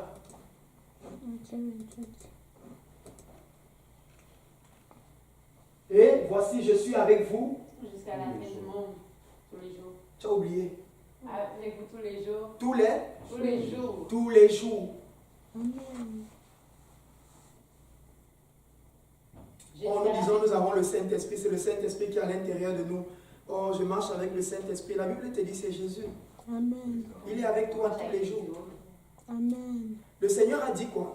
Dans Jean 14, je ne vous laisserai pas orphelin, je vous enverrai un autre consolateur. Tu vois un peu? Il a dit, je vous enverrai un autre consolateur. Je ne vais pas vous laisser orphelin. Mais les gens pensent que l'autre consolateur, ce n'est pas Jésus lui-même. Que c'est un autre distinct de Jésus. S'il envoie un autre consolateur, est-ce qu'on a deux consolateurs? Non. On n'en a qu'un seul. C'est ça. Il a dit, il va envoyer un autre. Donc s'il envoie un autre et qu'il est lui-même à côté, et qu'après il dit, il est avec nous tous les jours. Quel est alors le rôle de l'autre consolateur qui est là? Ça ne fait pas de sens. Et par la fin, il finit même Jean 14 en disant, je ne vous laisserai pas, je viendrai en vous. Et là, il finit pour dire, je serai avec vous jusqu'à la fin du monde. Le consolateur, c'est Jésus. Le Saint-Esprit, c'est Jésus. Il n'y a pas deux esprits, il n'y en a pas trois. C'est Jésus. Donc, on doit baptiser au nom de Jésus. Le baptême doit être fait au nom de Jésus. Jésus. Il n'y a pas deux baptêmes. Il n'y en a pas trois. Il n'y en a qu'un seul baptême. Nous devons être baptisés au nom de Jésus. Au nom de Jésus. Et c'est pourquoi dans Acte 2, 38, oui, tu as une question? Ah, ok. Si tu peux nous shooter là-dessus, Acte 2, 38.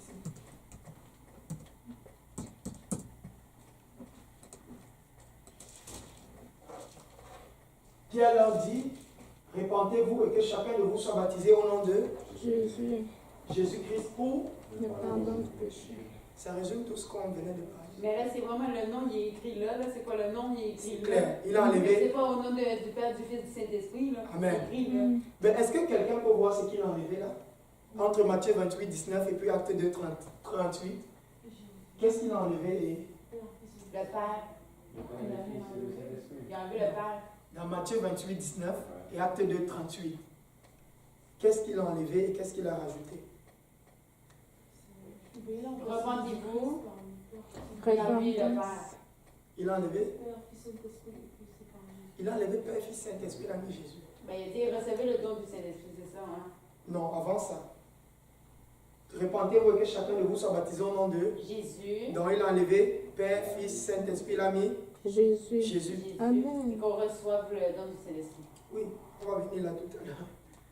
Donc, c'est comme il t'a dit, ça n'a pas sa place pour le moment. Wow, ça c'est vraiment On va enlever ça, on va mettre Jésus. Parce que c'est le nom que ça prend. Ça Amen. prend le nom de Jésus. C'est clair, parce que sinon, les noms dans Matthieu pourraient être Ce sera au pluriel. au pluriel. Exactement. Bon, maintenant, regardez. Même s'il y avait deux noms, ça aurait pu être au pluriel. Pour revenir encore sur la question que tu avais dit tantôt, que certains disent pourquoi ils ont fait comme ça, pourquoi le Seigneur n'a pas Il y fait. en a plein qui me posent cette question. Exactement. Regarde ce que la parole de Dieu nous dit dans Éphésiens 2. Là, c'est Paul qui parle.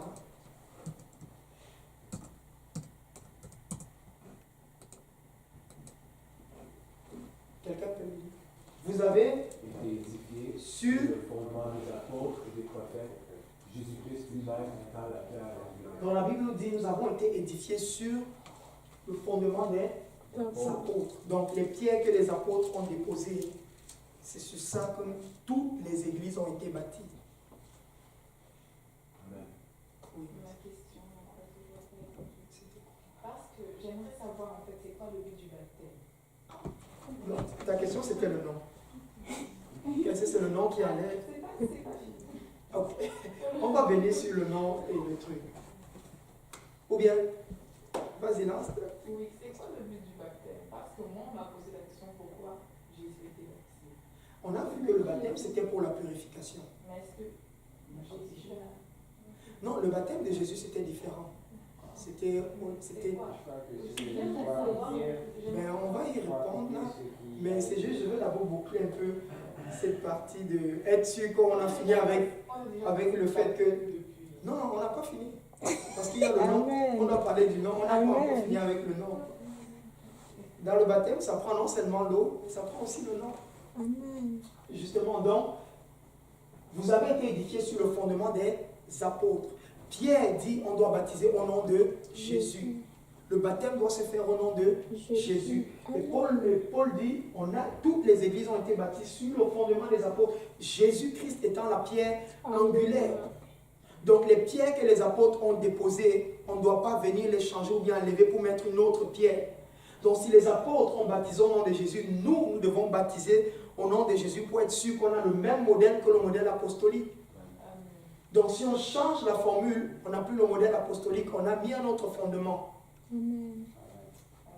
Donc si quelqu'un vient baptiser au nom du Père, du Fils et du Saint-Esprit, il ne baptise pas dans le modèle apostolique.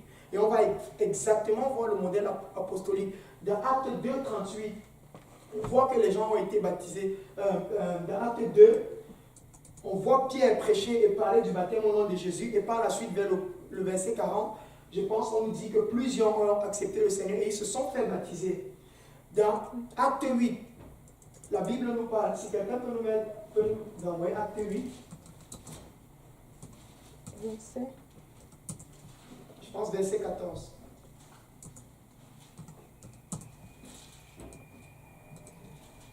Les apôtres qui étaient à Jérusalem, ayant appris que la Samarie avait reçu la parole de Dieu, envoyèrent Pierre et Jean. Ceux-ci arrivés chez les Samaritains prièrent pour eux, afin qu'ils reçussent le Saint-Esprit, car ils n'étaient encore descendus sur aucun d'eux. Ils avaient seulement été baptisés au nom du Seigneur. Ils étaient baptisés en quel nom?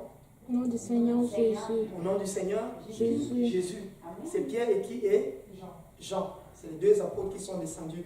Et qui est parti prêcher en Samarie? Philippe. Amen. Donc Philippe est parti prêcher. Il était là le jour de la Pentecôte. Pierre a prêché. Il a dit baptisons au nom de Jésus. Philippe descend en Samarie. Il va, il prêche et il a baptisé la Samarie au nom de Jésus. Pas au nom du Père, du Fils et du Saint-Esprit, mais au nom de Jésus.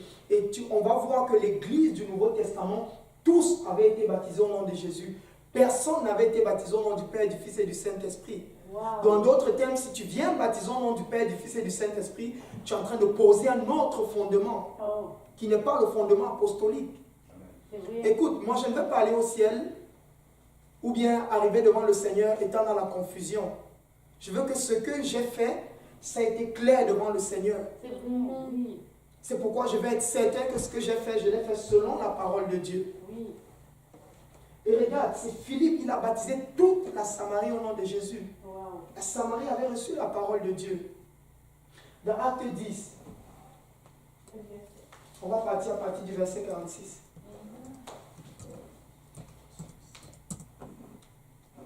Car ils les entendaient parler en langue et glorifier Dieu. Alors Pierre dit, peut-on refuser l'eau du baptême à ceux qui ont reçu le Saint-Esprit aussi bien que nous?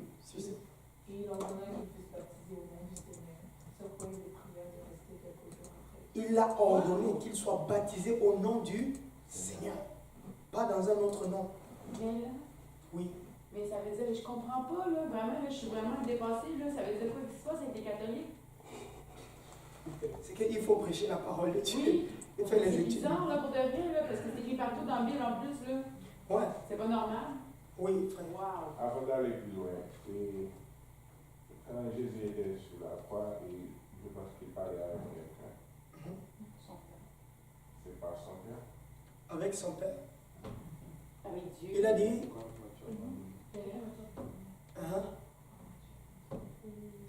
Tu peux. Quelqu'un peut me lister? C'est quel verset? Non, ça il parlait avec quelqu'un d'autre. Non, il parlait avec Père, pourquoi est-ce que tu m'as abandonné? C'est ça? Ok, bon. Comment est-ce que je peux prendre ça? Il faut voir que Jésus, il était en même temps homme et il était en même temps divin. Si je peux dire, si je peux le prendre comme ça, pour ne pas trop étirer dans beaucoup de choses. Il était en même temps homme et il devait remplir ses fonctions d'homme. Et en même temps, en tant que Dieu, il devait remplir ses fonctions de Dieu, si on peut dire. Tu vois, en tant que Dieu, il pouvait être là et connaître les pensées de Philippe. Par exemple. Et en tant qu'homme, il pouvait se coucher et dormir. Parce que déjà, pourquoi est-ce qu'on est confus? C'est parce qu'on ne prend pas pour la prémisse que pour le salut de l'homme, ça prenait la mort d'un homme. Or, la Bible nous dit que c'est Dieu qui est notre sauveur.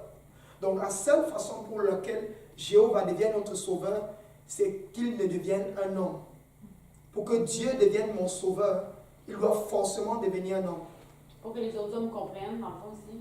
Non, même pas pour la compréhension. Parce que le prix que ça demandait pour le salut de l'homme, c'était le sang. Or, Dieu, la Bible nous dit Dieu est un esprit. Un esprit n'a pas de sang. La Bible nous dit l'esprit est comme le vent. Et le vent, tu ne peux pas toucher le vent, mais tu peux ressentir le vent. Tu peux entendre le vent. C'est pourquoi parfois quand la présence de Dieu bouge ici, on peut ressentir la présence de Dieu. Même quand tu pries, tu peux entendre la voix de Dieu, mais le toucher, tu ne peux pas. À moins qu'il ne se manifeste. Et c'est pareil. Mais pour que Dieu puisse devenir mon sauveur, ça lui prenait de verser le sang. Or, dans sa position de Dieu, esprit, il n'a pas de sang. Donc pour qu'il devienne mon sauveur, ça devait prendre qu'il devienne un homme. S'il ne devenait pas un homme, alors Jéhovah ne pouvait pas devenir mon sauveur. Dans Ésaïe 35, il y avait une prophétie qui disait ceci, que le Seigneur viendra et lui-même, il va nous sauver, pas quelqu'un d'autre. Donc il va venir et c'est lui-même qui va nous sauver, pas quelqu'un d'autre. Et pour que Jéhovah puisse me sauver, ça prend qu'il devienne un homme.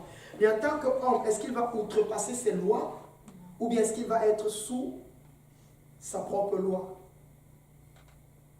C'est pourquoi quand il est venu comme homme, il dormait comme n'importe qui, il mangeait comme n'importe qui, il faisait les choses d'homme. La Bible dit que quand un homme meurt, son esprit retourne à Dieu. Et c'est pourquoi lui-même devait faire les choses d'homme, il devait prier.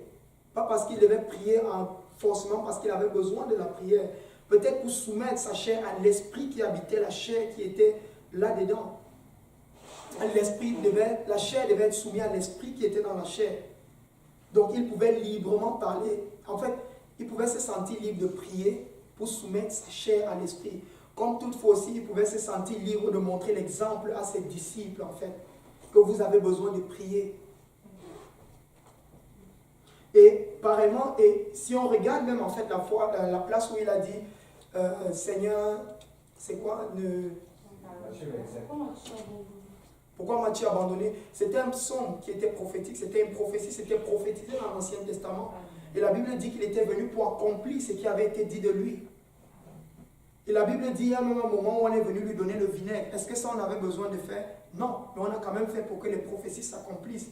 Et c'était prophétisé dans la Bible que cette parole, c'était des soupirs que sa chair poussait en fait. C'était les souffrances que sa chair allait vivre en fait. Et c'est ce qui s'est passé lorsqu'il était sur la croix. Il a poussé ce soupir et les prophéties se sont accomplies. Parce que s'il ne poussait pas ce soupir, on devait rester avec une prophétie inaccomplie. Ou bien, c'était prophétisé et ça devait arriver comme ça. Et c'est arrivé comme ça, il a poussé ce soupir et la prophétie a été accomplie. C'est bon ou... C'est bon. Amen. Est-ce qu'on peut battre les mains pour le Seigneur?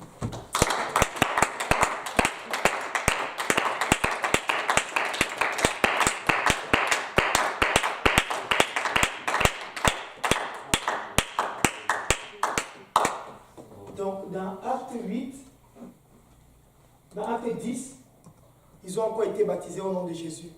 Maintenant, dans Acte 19, on a un autre passage. Là, c'est Paul qui va encore baptiser. Pour couper court, on va prendre, je pense, le verset 5 ou 6.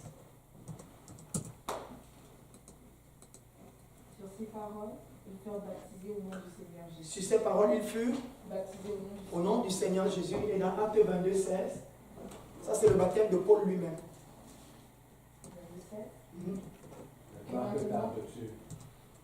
Lève-toi, sois baptisé, lavé de tes péchés, en invoquant le nom du Seigneur. Pas péché. C'est exactement ça. La Bible dit, que tardes-tu? Non, c'est ce qu'on peut afficher. Maintenant, que tardes-tu? Lève-toi, sois baptisé et lavé de tes péchés. En invoquant le nom du Seigneur. Donc, invoquer, c'est appeler à haute voix. Oui. Non, c'est la réponse à ta question. Ah, c'est la réponse à ta question.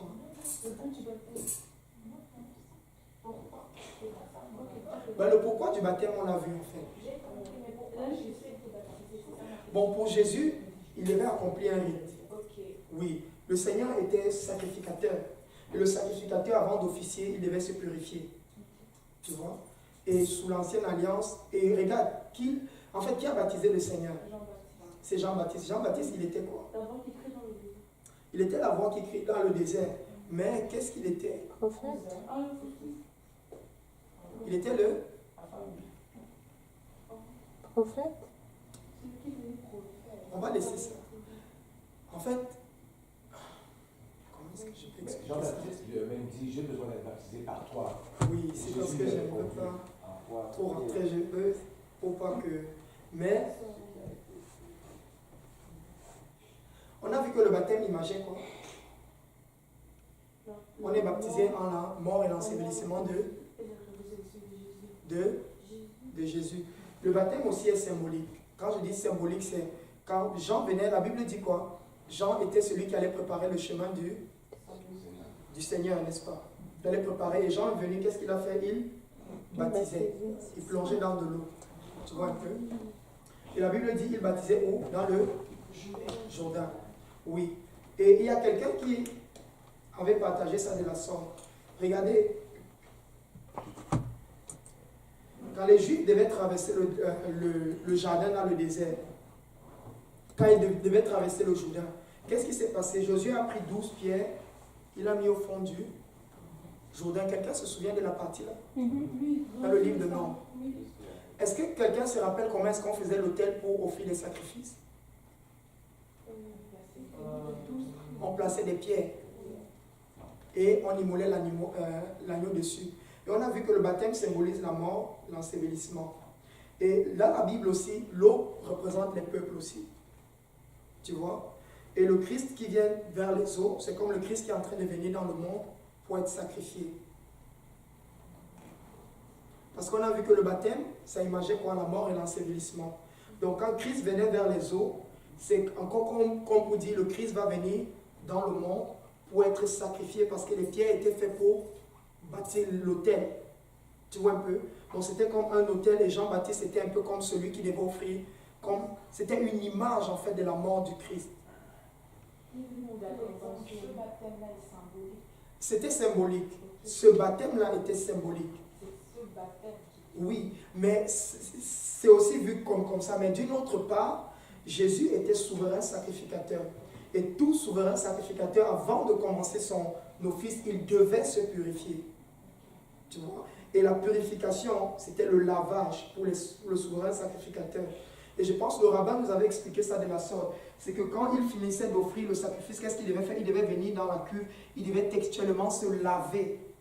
Il devait textuellement se laver. Et c'est pourquoi Jean-Baptiste, en fait, c'est pourquoi le baptême du Seigneur. C'est pourquoi il s'est fait baptiser. Il ne s'est pas fait baptiser pour se laver d'un quelconque péché qu'il avait. Et c'était juste, on devait l'introduire afin qu'il puisse rentrer dans son ministère proprement dit. Amen. Là, c'est ma réponse. Donc, c'est un peu ça. Et deuxièmement, on va finir avec le nom. La Bible nous dit ceci dans Acte 4, le verset 12.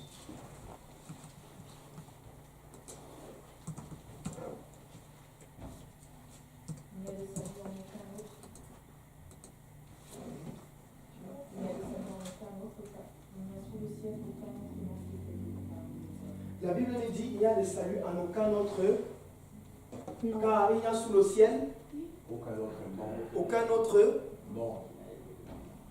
qui a été donné parmi les hommes par lequel nous devons être Sauvés. Donc, en fait, la Bible nous dit on est sauvé par le nom.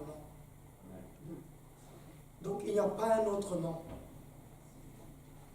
C'est le seul nom, le nom de Jésus.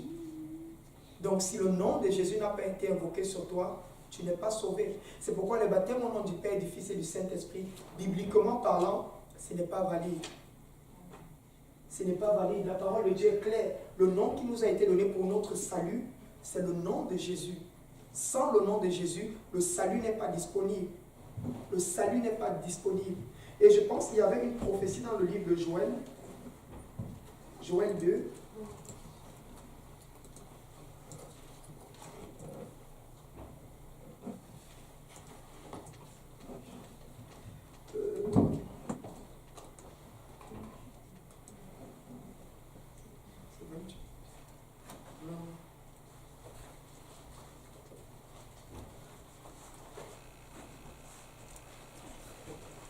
Il dit à partir du verset 30.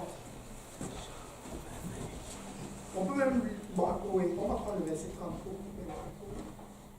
Je ferai paraître des prodiges dans les cieux et sur la terre, du sang, du feu, des colonnes de fumée. Le soleil se changera en ténèbres et la lune en sang avant l'arrivée du jour de l'Éternel, de ce jour grand et terrible. Alors, Quiconque invoquera le nom de l'Éternel sera sauvé. quiconque invoquera le nom de l'Éternel sera Sauvé. Donc la Bible te dit, le salut est rendu disponible par l'invocation du nom du Seigneur. C'est ce que la parole de Dieu dit. Mais Donc, pas- en mais ces pas juste jours, par le nom, par Pardon? l'invocation du nom. invoquer veut dire appeler. C'est ça, mais c'est pas, le salut ne va pas être juste avec ça, ça prend aussi le baptême, non? Ben, c'est parce que dans le baptême, déjà, on appelle le nom. C'est ça, ok. En fait, c'est pour Donc, c'est en rejoindre appelant exactement. le nom que... En fait, c'est pour rejoindre, pour elle demander, c'était quoi la question premièrement? Concernant, non, le nom, concernant le nom.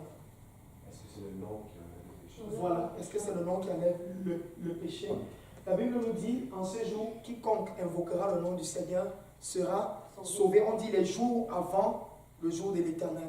Donc avant la venue du Seigneur, en ces jours-là, celui qui va invoquer le nom du Seigneur, il dit bien, le salut va être disponible par l'invocation du nom de l'Éternel. Donc lorsque tu appelles le nom de l'Éternel, le salut ou bien la délivrance est rendu disponible. Une petite minute. Pardon. C'est moi disponible à quel moment? Le jour avant la venue du Seigneur. Ça, Parce c'est qu'il dit- un venu prendre l'église, hein? Oui, Ah, ok. c'est ce qu'il dit, parce qu'il dit dans ces jours. Il parle de la même, un peu plus haut, il parle du Saint-Esprit. Mais il dit, dans ce même temps, le salut va être disponible par l'invocation du nom.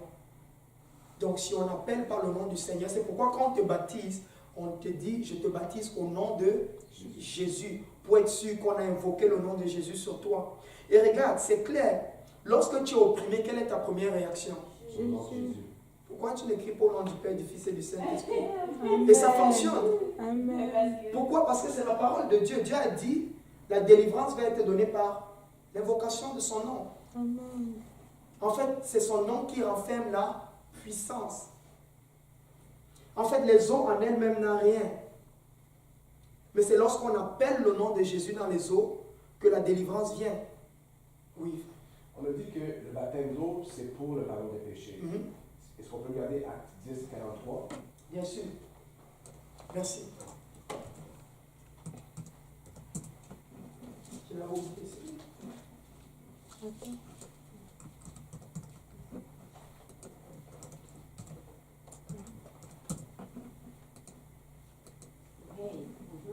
Quelqu'un peut lire. Pour les gros grands au début de témoignage, que quiconque croit en lui, par son nom, Quiconque croit en lui. Le soir. reçoit par son nom le pardon des péchés. Donc quiconque croit en Jésus reçoit par le nom de Jésus le pardon des péchés. Amen. Regardez, on prie pour les malades au nom de Jésus. les malades sont guéris. On chasse les démons au nom de Jésus. et les démons partent. Bon, maintenant, ce qui concerne les péchés. La Bible te dit même les péchés. C'est au nom de Jésus qu'on les fait partir. Amen. Mais dans les eaux du baptême. Donc en fait, la Bible te dit c'est le nom qui a toute la puissance. Donc lorsqu'on te baptise, on doit te plonger dans les eaux au nom de Jésus. Il n'y a pas d'autre baptême. C'est pourquoi les apôtres n'ont pas fait un autre baptême. Ils ne connaissent même pas un autre baptême. Ils sont baptisés seulement au nom de Jésus-Christ. Et si nous, on veut être cette église du Nouveau Testament, on doit faire comme les apôtres ont fait. Autrement, nous sommes en train de croire vain, comme Paul a dit. En tout cas, moi, je ne sais pas pour vous, mais je veux retourner au modèle biblique. Amen. Je veux retourner à ce modèle. La Bible nous dit le salut est rendu disponible par l'invocation du nom de Jésus. Donc si tu as été baptisé et qu'on n'a pas appelé le nom de Jésus, tes péchés ne sont pas pardonnés. Or, on avait vu le salaire du péché, c'est la mort. C'est ça qui amène la séparation. Donc, en d'autres termes, la Bible te dit, le baptême vient te libérer de cette sentence de mort. Le baptême vient te libérer de cette mort qui pèse sur toi. Et la Bible nous dit, Dieu n'est pas un menteur. Le Seigneur ne ment pas. Ce qu'il dit, il le fait. S'il a dit le salaire du péché c'est la mort, alors il va frapper de mort quiconque commet le péché. Dieu ne ment pas. Amen. Si nous n'obéissons pas à la parole de Dieu, cette parole nous condamne. C'est ce qu'on a vu. Il a dit, allez et prêchez cette parole. Il sera pour les uns une pierre d'achoppement et pour les autres, un rocher. Donc c'est pourquoi nous devons croire en la parole de Dieu. Nous devons y obéir en fait. Nous devons croire et obéir à la parole de Dieu. Donc le baptême biblique, c'est le baptême au nom de Jésus. Et tu vas voir, dans ce, ils vont tout faire pour enlever le nom de Jésus un peu de partout. Pourquoi? Parce que le nom de Jésus dérange. Ça dérange, il y a la puissance dans le nom de Jésus. Et on va tout faire pour discréditer ce nom. On va même utiliser ce nom pour pousser les jurons avec. Nous devons être baptisés dans le nom de Jésus. Il n'y a pas un autre baptême dans la Bible. C'est le seul baptême qui est valide. Et si tu es ici, que tu n'as pas encore été baptisé, tu peux être baptisé aujourd'hui. Comme Ananias a dit à Paul dans Acte 22, le verset 16. Et il dit même, c'est aujourd'hui le jour du salut. Comme le pasteur Lionel l'a prêché, c'est aujourd'hui, le jour où tu entends la parole de Dieu, c'est le jour de ton salut. Et il dit, et maintenant, que tardes-tu? Lève-toi, sois baptisé. En fait, il te dit, pourquoi est-ce que tu tardes? Si tu n'as pas été baptisé au nom de Jésus, conformément à ce que la parole de Dieu dit, il te dit, lève-toi, sois baptisé et lavé de tes péchés en invoquant le nom du Seigneur. Donc, en appelant le nom du Seigneur. En fait, il te redit ce que Joël a dit, en fait. Amen. Donc, tu vas laver de tes péchés quand on va appeler le nom de Jésus sur toi. C'est ce qu'il est en train de dire. Ce sont les Écritures. C'est la parole de Dieu. Ce n'est pas la parole d'un homme. Donc si tu es ici et que tu n'as pas encore été baptisé, cette parole n'est pas là pour nous condamner, mais elle est là pour nous amener à la lumière, en fait, afin que nous recevons la lumière de Christ. Tu peux être baptisé aujourd'hui et voir ce jour comme le premier jour de ta naissance. Voir ce jour comme le premier jour d'une longue vie, en fait, d'une longue marche avec le Seigneur. Dieu a un grand plan pour toi. Mais si tu ne passes pas par les eaux du baptême, tu ne pourras pas arriver là où le Seigneur veut. Tu dois passer par ce processus. Tu dois passer par ce processus. Tu dois être baptisé. Des questions?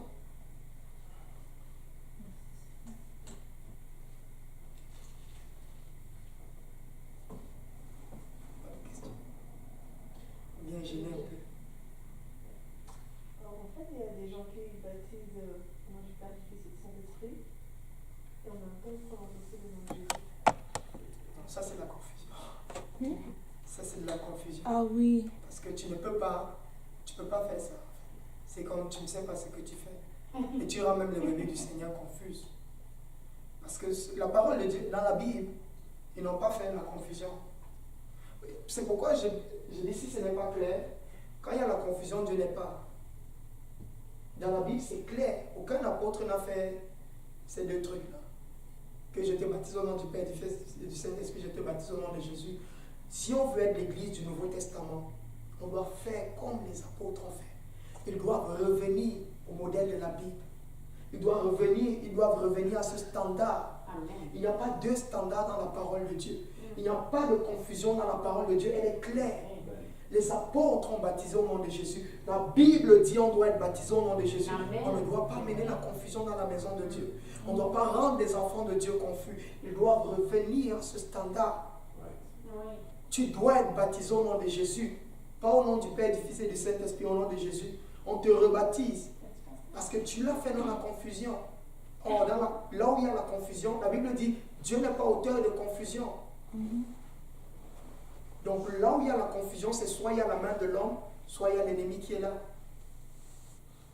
La parole de Dieu se défend elle-même. La Bible dit, Dieu n'est pas auteur de confusion. Là où il y a la confusion, soit il y a la main de l'homme, soit il y a l'ennemi qui est là. Chacun juge maintenant. Mais la parole de Dieu a clairement dit, c'est au nom de Jésus. Et s'il y a quelqu'un, pareillement, qui l'a fait de même, on peut te rebaptiser ce soir au nom de Jésus.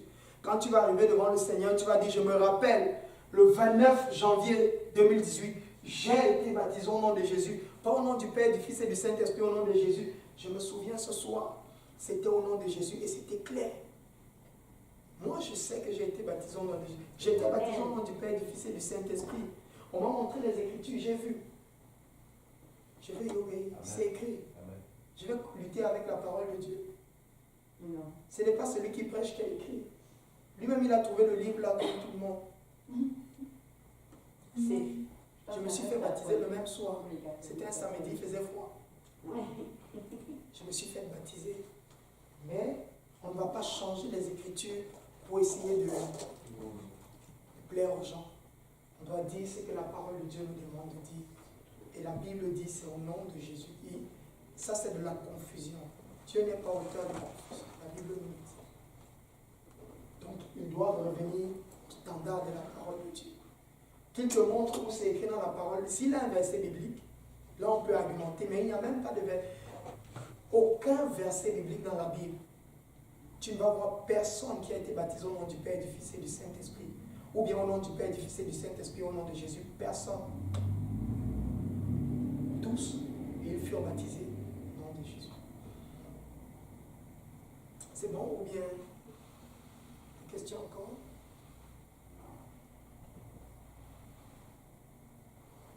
Bon, s'il n'y a pas de questions, on va se lever, prier et rendre grâce au Seigneur pour le Dieu. Moi, je ne sais pas pour vous, mais j'ai été beaucoup béni. Amen. Amen. Vraiment beaucoup béni. Grâce à Dieu. Est-ce qu'on peut battre les mains?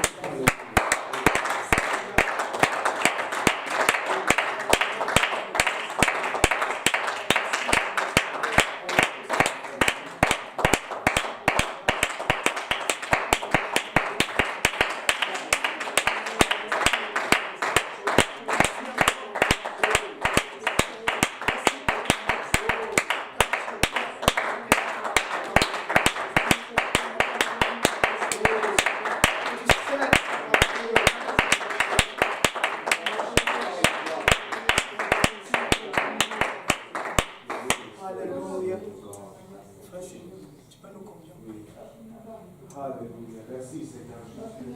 Merci pour ce temps que nous avons passé dans ta maison, Seigneur. Merci pour ta présence parmi nous, Seigneur. Merci pour l'homme de Dieu que tu as envoyé, Seigneur, pour prêcher ta parole, Seigneur. Merci pour la confusion que tu as enlevée parmi nous, Seigneur. Que tu nous as aplanis, Seigneur. Que tu nous as mis sur un bon chemin, Seigneur. Un chemin qui nous mène vers la vérité. Que tu nous illumines, alléluia, des pas par ta parole, Seigneur. Merci pour ta grâce, ta bonté, ta miséricorde, Seigneur. Merci parce que tu connais, alléluia, comment nous sommes faits dans cet état, Seigneur. Et par ta miséricorde, tu nous élèves, Seigneur. Et tu nous ouvres l'esprit pour que nous puissions comprendre, Seigneur, les Écritures. Afin que nous puissions, alléluia, répondre, Seigneur, sincèrement, pour nous approcher de toi.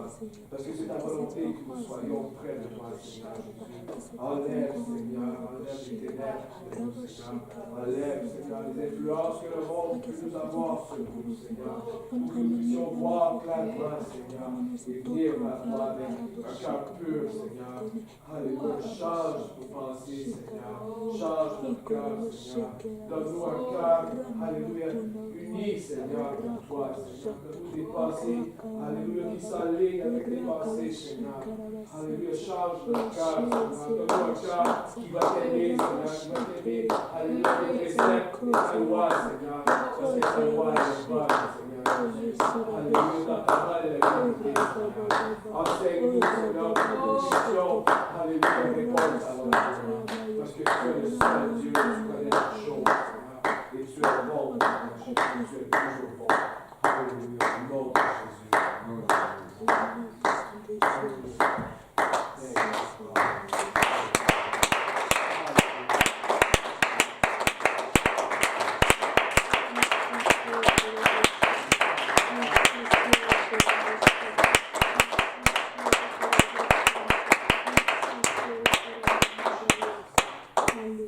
C'est sa chère habitude. Et